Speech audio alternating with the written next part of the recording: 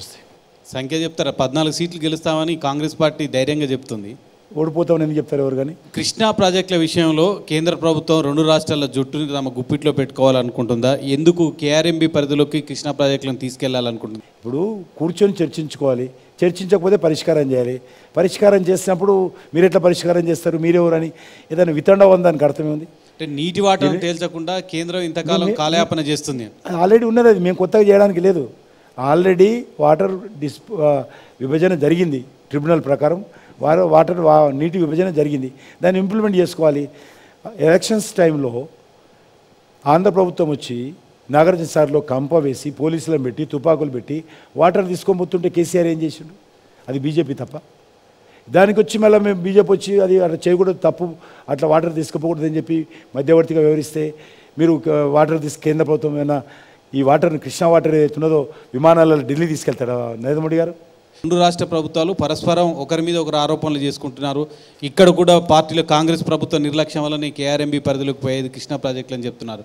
నిజానికి కృష్ణా ప్రాజెక్టులు, కృష్ణాకు సంబంధించిన ప్రాజెక్టులన్నీ కేంద్ర ప్రభుత్వ పరిధిలోకి వచ్చాయా, కేఆర్ఎంబీ పరిధిలోకి వచ్చాయా, లేదా తెలంగాణ ప్రభుత్వ హక్కు ఇంకా కొనసాగుతుందా?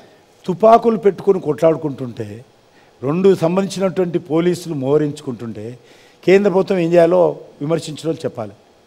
రెండు ప్రభుత్వాలను ఒప్పించేటువంటి ప్రయత్నము, రెండు ప్రభుత్వాలను కూర్చునబెట్టి సంజాయించే ప్రయత్నం చేస్తే ఈరోజు 3 సార్లు కేంద్ర ప్రభుత్వం పిలిస్తే ఆంధ్రప్రదేశ్ నుంచి ఎవరారు, తెలంగాణ నుంచి ఎవరారు, కాంగ్రెస్ గవర్నమెంట్ వచ్చినా కూడా ఎవరారు. మేము ఉత్తరాలు రాస్తే ఢిల్లీకి రావాలి కదా, వచ్చి కూర్చొని మాట్లాడాలి కదా, మధ్యవర్తిత్వం చేయాలి కదా కేంద్ర ప్రభుత్వం. వీళ్ళు ఎవరు రావటం లేదు, ముడుచుకొని కూర్చున్నారు, బిగబీసుకొని కూర్చున్నారు ఇద్దరు కూడా. ఇప్పుడేమంటున్నారు? ఎలక్షన్స్ అయినాక వస్తామంటున్నారు. కాబట్టి అంతవరకు అయితే శాంతి భద్రతలు కాపాడాలి. అంతవరకు అయితే రెండు ప్రాంతాల మధ్యలో ఉద్రిక్తత లేకుండా కాపాడాల్సిన బాధ్యత కేంద్ర ప్రభుత్వం మీద ఉన్నది. బీఆర్ఎస్ నుంచి ఎమ్మెల్యేలు వెళ్తున్నారు, మాజీ ఎమ్మెల్యేలు వెళ్తున్నారు, మాజీ మంత్రులు కూడా కాంగ్రెస్లో చేరిపోతున్నారు. మీకు ఎలా కనిపిస్తుంది సార్ బీఆర్ఎస్ భవిష్యత్తు, భవితవ్యం? అంటే ఈ రెండు పార్టీలు కూడా ఒకటే. గతంలో రాజశేఖర రెడ్డి గారు ఉన్నప్పుడు ఇదే కేసీఆర్ టీఆర్ఎస్ ఎమ్మెల్యేలు అందరినీ కూడా కాంగ్రెస్లోకి పంపాడు. మళ్ళీ ఈయన ముఖ్యమంత్రి అయినప్పుడు, కేసీఆర్ ముఖ్యమంత్రి అయినప్పుడు ఇదే కాంగ్రెస్ పార్టీ వాళ్ళ ఎమ్మెల్యేలందరూ కూడా టీఆర్ఎస్లోకి పంపించారు. ఇప్పుడు మళ్ళీ కాంగ్రెస్ పార్టీ అధికారంలోనే ఇదే కేసీఆర్ వాళ్ళ ఎమ్మెల్యేలందరినీ వరుసగా ఒకరి తర్వాత ఒకరు మరి ఈరోజు కాంగ్రెస్లోకి పోతున్నారు. కాబట్టి ఒక విచిత్రమైనటువంటి పరిస్థితి మన రాష్ట్రంలో ఎట్లా ఉందంటే, ఉదాహరణకు మా పార్టీలో కూడా కర్ణాటకలో కానీ మహారాష్ట్రలో కానీ వేరే పార్టీల మీద గుర్తులు గెలిచినటువంటి వాళ్ళు వస్తామంటే మా కండిషన్ ఒకటే, రాజీనామా చేసి రావాలని పెడతాం.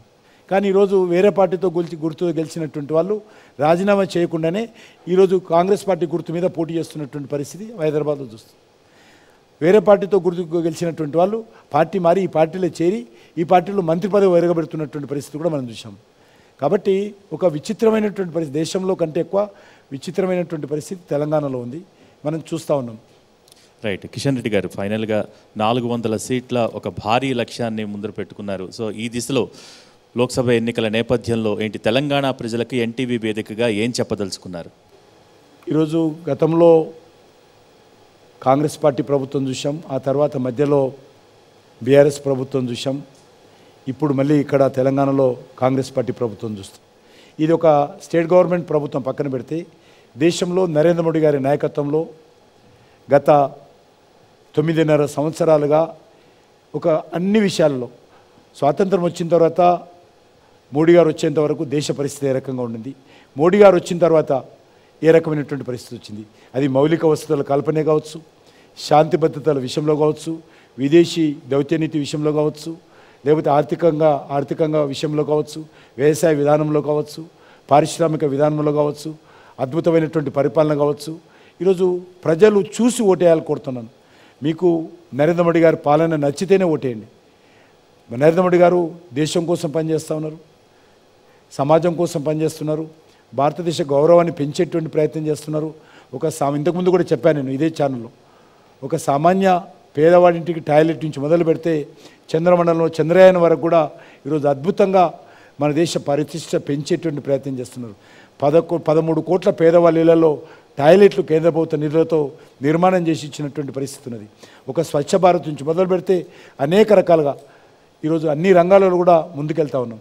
కాబట్టి గత 10 సంవత్సరాలుగా తీసుకున్నటువంటి నిర్ణయాలు, విధానపరమైనటువంటి అంశాలు ఈరోజు మరి ఒక దేశానికి లాభం జరిగే దశలో వచ్చాము. కాబట్టి వచ్చే 5 సంవత్సరాలు కూడా నరేంద్ర మోడీ గారిని మూడోసారి ప్రధానమంత్రి చేస్తే దేశానికి తప్పకుండా మేలు జరుగుతుంది.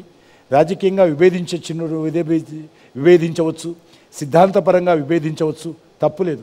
కానీ దేశానికి ఇప్పుడు ఉన్నటువంటి పరిస్థితుల్లో మరి నరేంద్ర మోడీ గారి నాయకత్వం అవసరము. నరేంద్ర మోడీ గారి ప్రత్యామ్నాయంగా ఈరోజు ఎవరు కూడా మేము ప్రధానమంత్రి అభ్యర్థినని చెప్పుకునే పరిస్థితి కూడా లేదు దేశంలో. ఆ రకంగా ఎవరు చెప్పే పరిస్థితి లేదు, ఆ రకంగా ఎవరు ప్రయత్నం కూడా చేయడం లేదు. మాకు ఇంత మెజార్టీ వస్తుంది, నేను ప్రధానమంత్రి అవుతాను, మా కూటమికి మెజార్టీ వస్తుంది, మేము ప్రధానమంత్రి అవుతాము అనేవి చెప్పే పరిస్థితి కూడా దేశంలో లేదు.